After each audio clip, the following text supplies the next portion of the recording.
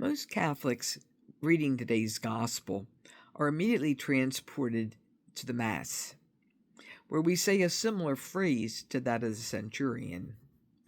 Just replace the word servant with soul. Lord, I am not worthy to have you enter under my roof. Only say the word, and my soul shall be healed.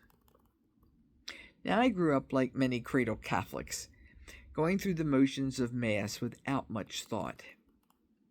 I remember one week when this phrase suddenly stood out to me. It was like the weight of the words suddenly clicked. Now it's one of my favorite responses at Mass, and I look forward to saying it with my whole heart. I'm not worthy of God's presence under my roof or in my life. Perhaps being unworthy should scare me. Instead, it brings comfort, because it means God's love for us is not earned. It is not conditional upon me being worthy. His love is without condition.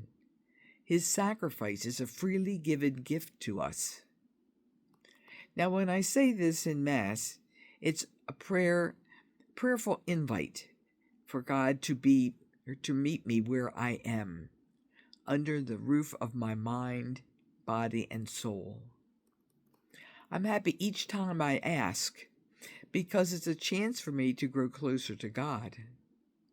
The first step is inviting Him in. The rest is trusting that He will lead me where I am meant to be. The faith and trust thing is difficult.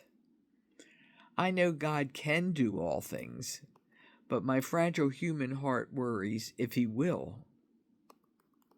Is His plan really better than my desires, especially if I do not know what will happen?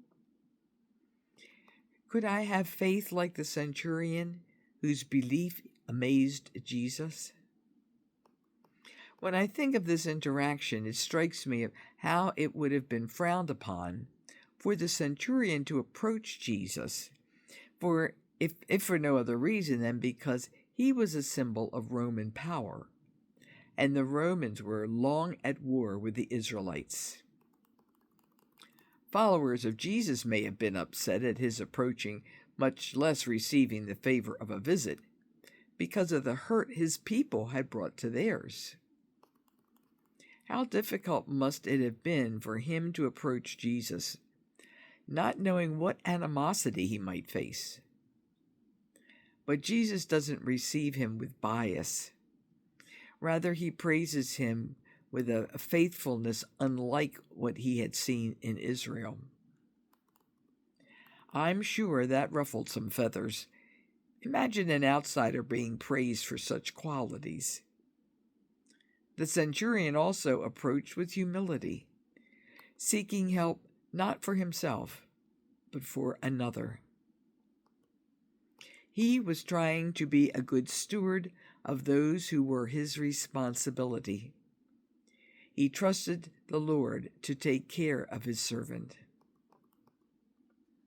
So to conclude, I ask God to help us to be good stewards of our relationships.